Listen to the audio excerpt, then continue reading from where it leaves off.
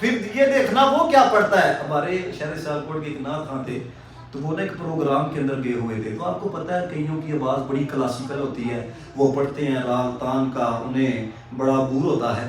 تو وہ نہ پڑھ رہے تھے نعت, تو دوسرا نعت خانہ دوسرے کو کہنے لگا, کہتا ہے یہ تو بڑا سیدھا پڑھتے ہیں. یعنی کہ آواز کے اندر نا راگ تان نہیں تھی, وہ اٹھاؤ جس طرح وہ کہتے ہیں نا کلاسیکل پڑھنا, وہ نہیں تھا. تو اب وہ نعت خواں جس کو عبور تھا کلاسیکل پڑھنے کے اندر, تو وہ کہنے لگا کہ یہ تو بالکل سیدھا پڑھتے ہیں. تو کہتے ہیں جب میرے تک بات پہنچی نا تو میں نے پھر انہیں مسکرا کے کہا, میں کہ اللہ کا شکر ہے میں الٹا نہیں پڑھتا, میں سیدھا پڑھتا ہوں. اللہ کا شکر ہے. تو بتانے کا مقصد یہ ہے کہ اس سے بڑی بیماری کیا ہو سکتی ہے, اس سے بڑی بد نصیبی کیا ہو سکتی ہے کہ یار بندہ رب کی تقسیم پہ راضی نہ ہو. نہیں جی مجھے اس کی جگہ پہ ہونا چاہیے تھا, نہیں جی ایسے ہونا چاہیے. او بھائی جب اس نے تقسیم کر دی ہے نا تو پھر تو بندہ ہے, تجھے چاہیے کہ جو اس کی چاہت ہے اس کی چاہت پہ اپنی چاہت کو قربان کر. دیکھو نا اس نے چاہا ہے, ہم ایمان والے ہیں, قرآن پڑھتے ہیں, وَتُعِزُّ مَن تَشَاءُ, جسے چاہتا عزت دیتا ہے.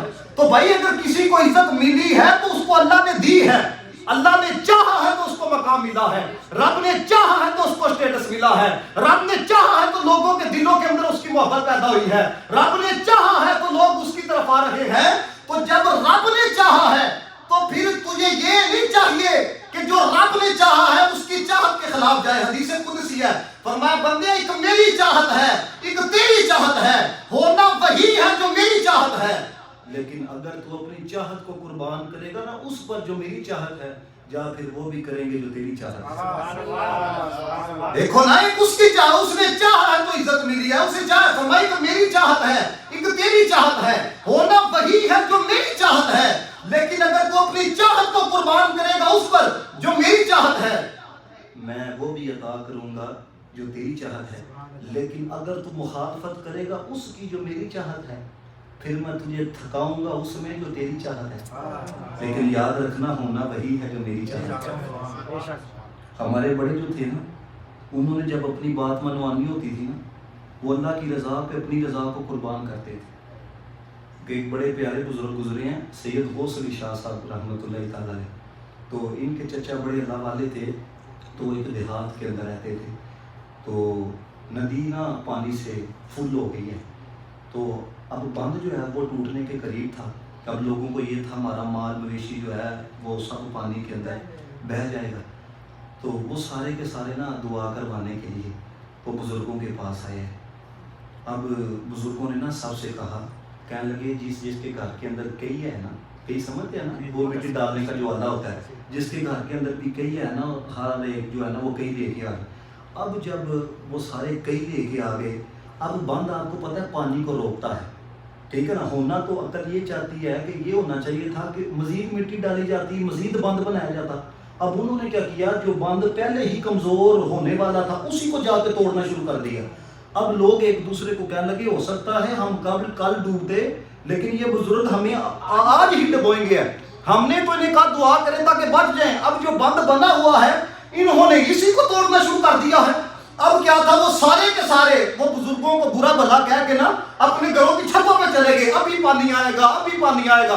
اب اگلا دن تک آ گیا اور پانی جو ہے وہ نہیں. ایک بندہ خبر لینے کے لیے گیا, پانی نے تو ابھی تک آ جانا تھا لیکن پانی کیوں نہیں آیا. اب ایک بندہ جب وہاں پہ پہنچا دیکھتا کیا ہے کہ وہ جو پانی تھا اس نے اپنا رخ ہی تبدیل کر لیا ہوا ہے. وہ بزرگ ہاتھ کے اندر کئی لے کے آ رہے ہیں, تو لوگ ان کے پاس گئے اور جا کے کہنے لگے پانی تو ہماری بستی کی طرف ہی آنا تھا, لیکن ایسا کیا عمل آپ نے کیا ہے, آپ نے تو بند توڑنے کی بھی کوشش کی, پانی دوسری طرف روا ہو گیا ہے. وہ کہتے ہیں میں نے عمل یہ کیا ہے, میں نے اللہ کی بارگاہ میں عرض کی اللہ اگر یہ پانی ہماری بستی کی طرف آنے لگا نا تیری مرضی ہے تو آنے لگا ہے, اور اگر تیری مرضی ہماری بستی ڈبونے کے اندر ہے نا تیرا بندہ تیرے ساتھ مل کے بستی ڈبوئے گا.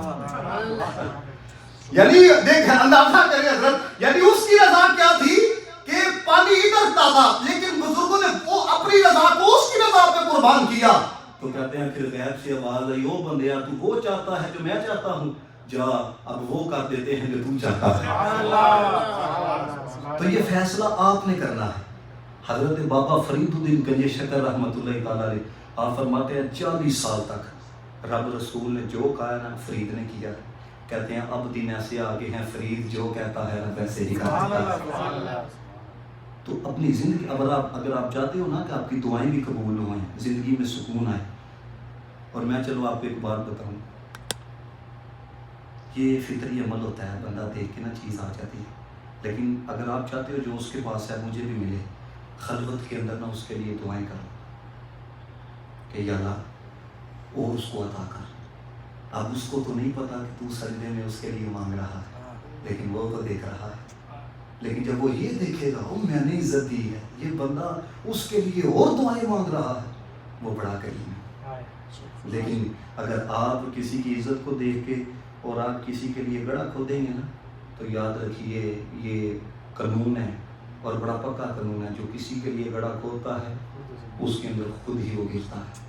علامہ ابن جوزی نے بات لکھی, علامہ ابن جوزی کہتے ہیں یہ زیادہ تر نا حسد ان لوگوں سے کیا جاتا ہے جن کو نا تھوڑے سے وقت کے اندر بہت کچھ مل جاتا ہے, چھوٹی سی عمر کے اندر بہت کچھ مل جاتا ہے. زیادہ تر حسدوں سے کیا جاتا ہے. جو بندہ بڑی اسٹرگل کر کے آیا نا وہ کہتے ہیں دیکھو جی 40 سال کا عرصہ بھی تو لگایا ہے, 60 سال کا عرصہ تو بھی لگایا ہے. تو علامہ ابن جوزی نے لکھا, کہتے ہیں کہ ایک شخص نا, علامہ ابن جوزی رحمت چلیں یہ پھر کہیں پہ بات چلے جائے گی. علامہ ابن جوزی کا اور امام غزالی کا آپس میں بڑا ٹکرا رہا. ابن جوزی کہتے تھے یہ امام غزالی کون سا یہ نفسیات پہ گفتگو کرتے رہتے ہیں, کوئی علمی گفتگو نہیں. لیکن ایک وقت ایسا ہے ابن جوزی نے بھی امام غزالی کو مانا. تو علامہ ابن جوزی نے لکھا, کہتے ہیں کہ جوان تھا وہ بادشاہ کے محل کے اندر چلا گیا, تو جا کر نا وہ بادشاہ سے کہنے لگا کچھ جملے سنانا چاہتا ہوں تم سنو. کہ اس نے کہا کہ سناؤ.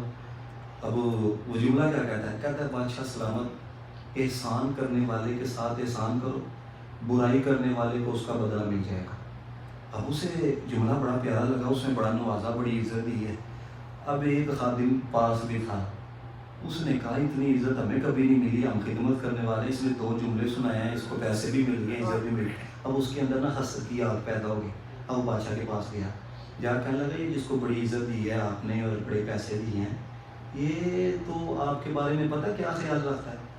میں کہا کیا خیال رکھتا ہے. اس نے کہا وہ خیال یہ رکھتا ہے آپ کے بارے میں کہ بادشاہ کے منہ کے اندر سے نا بدبو آنے کی بیماری ہے. بادشاہ نے کہا کہ یہ تم کو کس طرح پتہ چلا. جب تک میں تحقیق نہیں کر لیتا اس وقت تو میں اس کے لیے کوئی سزا تجویز نہیں کر سکتا. اس نے کہا اگر آپ تحقیق کرنا چاہتے ہو نا اس کو اپنے پاس بلانا, تو آپ دیکھنا جب آپ اس کو اپنے پاس بلاؤ گے وہ اپنے منہ کے اوپر ہاتھ رکھ لے گا. یہ اس بات کی دلیل ہے کہ اس کا یہی ذہن ہے کہ بادشاہ کے منہ کے اندر سے بدبو آنے کی بیماری ہے.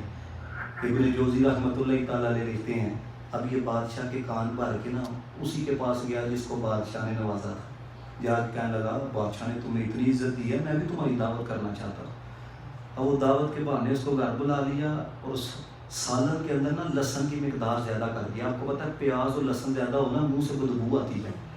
اب لہسن اور پیاز کی مقدار زیادہ کر دی. اب وہ بیچارہ دعوت کھا کے گھر آیا, اتنے کے اندر بادشاہ کا قاصد وہاں پہ پہنچ گیا. اس نے کہا کہ بادشاہ سلامت بلا رکھے ہیں. اس نے کہا اس نے اتنی عزت دی ہے میں کیوں سے انتظار کرواؤں. اب انہی قدموں کے اوپر وہ بادشاہ کے پاس پہنچا. اب بادشاہ کے پاس پہنچا, بادشاہ نے کہا وہ جملے تو سناؤ جو پہلے سنا دی. اس نے پھر کہا احسان کرنے والے کے احسان کرو, برائی کرنے والے کو اس کا بدلہ مل جائے گا. ابن جوزی رحمۃ اللہ تعالی سے بادشاہ نے اس کو اپنے قریب بلایا. جب قریب بلایا اب اس کے ذہن میں کیا تھا کہ یار میں تو لہسن کھا کے آیا ہوں, پیاز کھا کے آیا ہوں, میرے منہ سے جو بدبو آئے گی بادشاہ کو تکلیف پہنچے گی. اس نے اپنے منہ پہ ہاتھ رکھ لی. بادشاہ سمجھا وہ جو میرے کان بھر کے گیا تھا اس نے ٹھیک ہی کہا تھا کہ یہی اپنا ذہن رکھتا ہے کہ بادشاہ کے منہ سے تو بدبو آنے کی بیماری ہے. اب بادشاہ نے کیا کیا, اس نے ایک خط لکھا ہے گورنر کے نام. وہ خط کے اندر لکھا ہے کہ جس کو تیری طرف بیچنے لگا ہوں اس کو ذبح کرنا ہے اور اس کے وجود کے اندر تو نے بوسا بھرنا ہے. اب اس نے وہ خط لپیٹ کر اس کے ہاتھ میں دیا. اس نے کہا گورنر کے پاس چلے جائے. اب وہ خط لے کے جب گورنر کی طرف جا رہا تھا نا وہی حاسد رستے میں مل گیا. اب دیکھو جس کے لیے لکھا گیا تھا اس کو تو پتہ نہیں تھا کہ اندر تو میری موت کا پیغام لکھا گیا. اب رستے کے اندر وہی حاسد ملا. علامہ ابن جوزی کہتے ہیں بادشاہ جب بھی گورنر کے نام خط لکھتا نا تو خط میں یہ ہوتا تھا جس کو بھیجنے لگا ہوں نا اس کو تم نے اتنے انعامات سے نوازنا ہے, تم نے اس کو اتنا مال دینا ہے.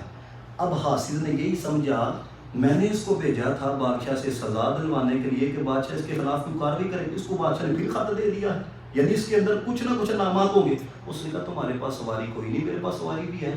یہ خط تم مجھے دے دو، اتنی دور تم کیسے جاؤ گے، میں خط لے کے جاتا ہوں۔ اس نے کہا ٹھیک ہے۔ اب خط اسی کے پاس آ گیا۔ اب اس کے اندر جو ہے نا یہی خواہشات کا طوفان برپا ہو گیا۔ کون سا؟ اس نے کہا دیکھو جی میں نے اپنی چلاکی سے اس سے خط لے لیا ہے، مجھے انعامات ملیں گے، میری اگلی زندگی سنورے گی۔ علامہ ابن جوزی رحمۃ اللہ تعالیٰ علیہ کہتے ہیں جب پہنچا نا تو جا کے گورنر کو کہتا ہے یہ بادشاہ سلامت نے خط دیا ہے، جو لکھا ہوا ہے فوراً عمل کیا جائے۔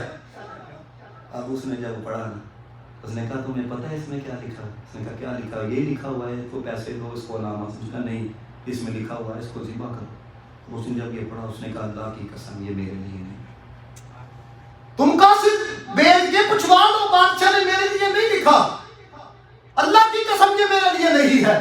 اب اس نے کہا میں کیسے نہ مانوں کہ تیرے لیے نہیں ہے، بادشاہ کی اسٹیمپ لگی ہوئی ہے، یہ تیرے ہی لیے ہے۔ علامہ ابن جوزی کہتے ہیں اس کو ذبح کر دیا گیا اور اسی کے وجود کے اندر بھوسا بھرا گیا۔